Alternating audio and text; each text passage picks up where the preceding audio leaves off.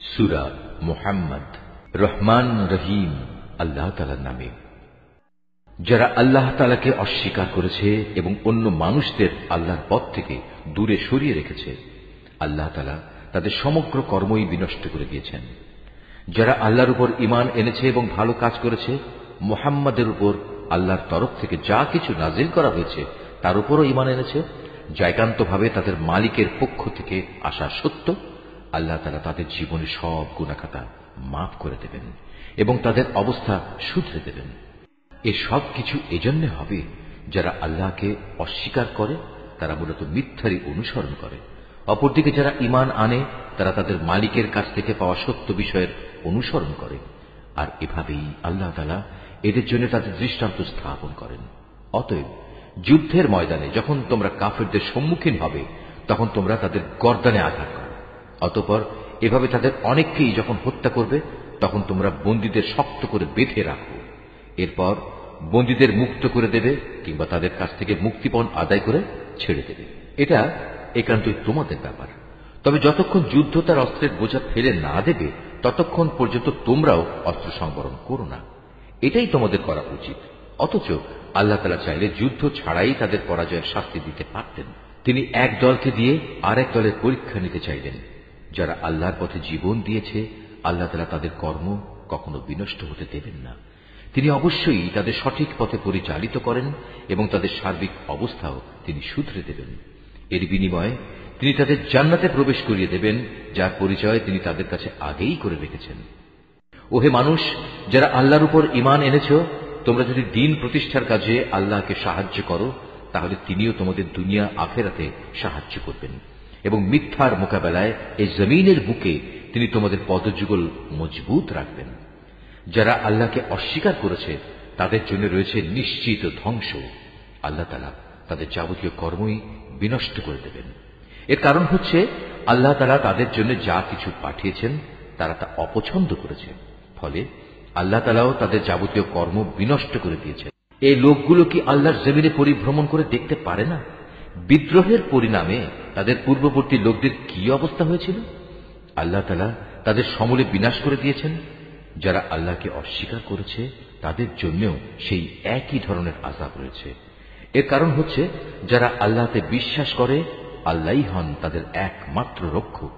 প্রকারান্তরে যারা তাকে অবিশ্বাস করে, তাদের কোথাও কোনো সাহায্যকারী থাকে না।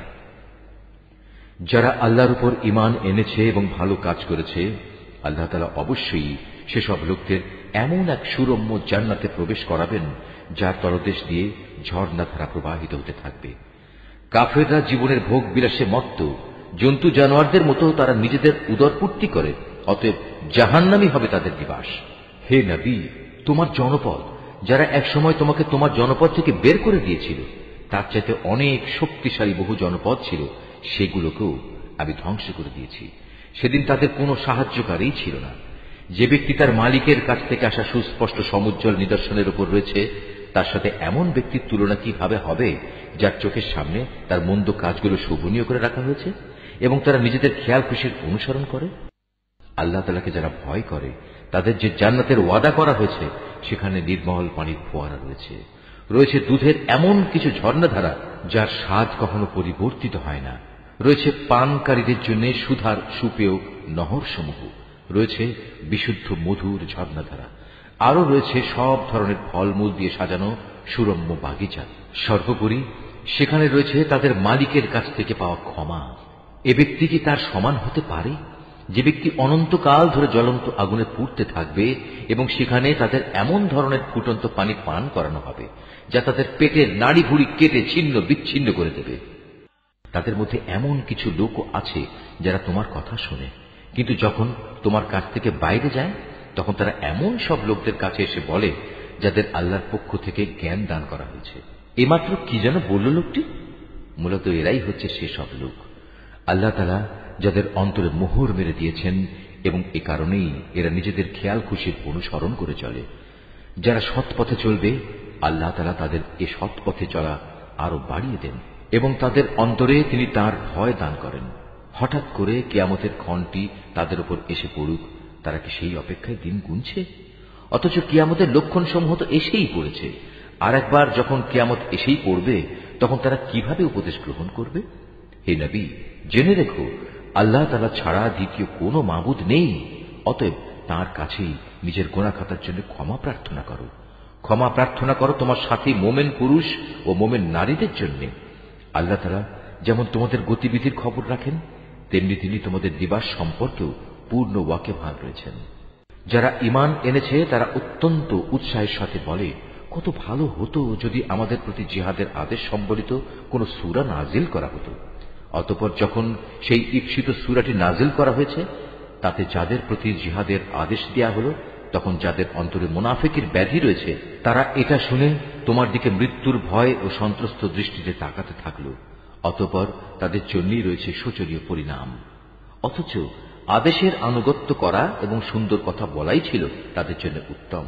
যখন জিহাদের সিদ্ধান্ত হয়েই গেছে, তখন তাদের জন্য আল্লাহর সাথে কৃত অঙ্গীকার পূরণ করাই ছিল ভালো। অতএব তোমাদের কাছ থেকে এর চাইতে বেশি কি প্রত্যাশা করা যাবে?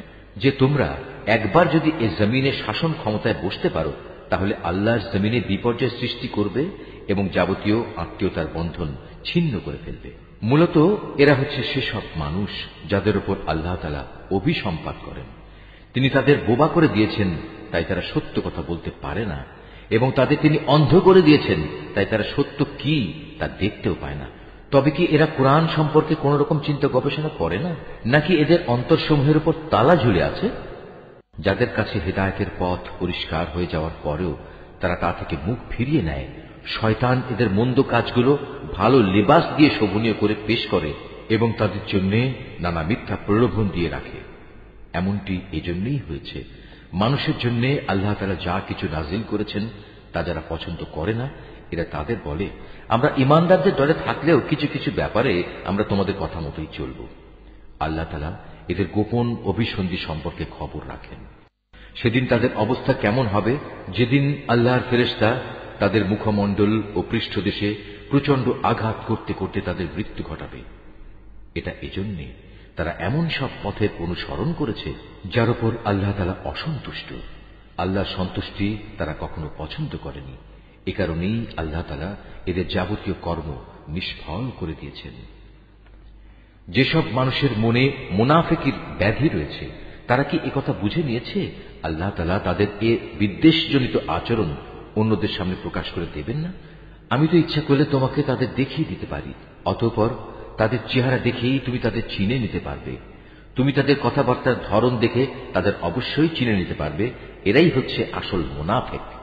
নিঃসন্দেহে আল্লাহ তাআলা তোমাদের যাবতীয় কার্যের ব্যাপারে সম্মুখ ওয়াকিবহাল রয়েছেন।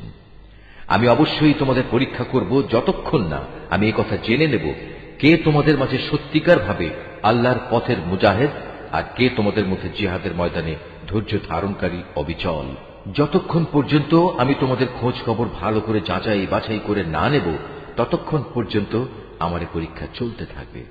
যারা কুফরি করে এবং অন্য মানুষদের আল্লাহর পথে আসা থেকে বিরত রাখে এবং তাদের কাছে হেদায়েতের পথ পরিষ্কার হয়ে যাওয়ার পরেও যারা আল্লাহর রাসূলের বিরোধিতা করে, তারা কখনো আল্লাহ তাআলার কিছুমাত্র ক্ষতি সাধন করতে সক্ষম হবে না, বরং এ কারণে অচিরেই আল্লাহ তাআলা তাদের যাবতীয় কর্ম নিষ্ফল করে দেবেন। ওহে মানুষ, যারা ঈমান এনেছ, তোমরা সর্বাবস্থায় আল্লাহর আনুগত্য করো, শর্তহীন আনুগত্য করো তার রাসূলের। বিদ্রোহ করে কখনো তোমরা নিজেদের কাজকর্ম বিফলে যেতে দিও না। যারা নিজেরা আল্লাহ তাআলাকে অস্বীকার করে এবং অন্য মানুষদেরও যারা আল্লাহর পথে আসা থেকে ফিরিয়ে রাখে, অতঃপর এ কাফের অবস্থায় তারা মরে যায়, আল্লাহ তাআলা এসব লোকদের কখনো ক্ষমা করবেন না। অতএব তোমরা কখনো হতোদ্যম হয়ে পড়ো না এবং কাফেরদের সন্ধির দিকে টেকো না, কেননা শেষতক বিজয়ী তোমরাই হবে। আল্লাহ তাআলা তো তোমাদের সাথেই রয়েছেন, তিনি কখনো তোমাদের কর্মফল বিনষ্ট করবেন না। অবশ্যই এ বৈষয়িক দুনিয়ার জীবন হচ্ছে খেলাধুলা ও হাসি তামাশা মাত্র। এতে মত্ত না হয়ে তোমরা যদি আল্লাহর উপর ঈমান আনো এবং সর্বাবস্থায় আল্লাহকে ভয় করে চলো, তাহলে তিনি অবশ্যই তোমাদের এই কাজের যথার্থ বিনিময় প্রদান করবেন এবং এর বদলে তিনি তোমাদের কাছ থেকে কোন ধন সম্পদ চাইবেন না। যদি কখনো তিনি তোমাদের কল্যাণের জন্য তোমাদের ধন সম্পদের কিছু অংশ দাবি করেন, অতঃপর এর জন্য তিনি যদি তোমাদের উপর প্রবল চাপও প্রদান করেন, তাহলেও তোমরা তা দিতে গিয়ে কার্পণ্য করবে। ফলে তোমাদের বিদ্বেষজনিত আচরণগুলো তিনি বের করে দেবেন। হ্যাঁ, এ হচ্ছে তোমরা, তোমাদেরই তো ডাকা হচ্ছে আল্লাহর পথে সম্পদ খরচ করার জন্য।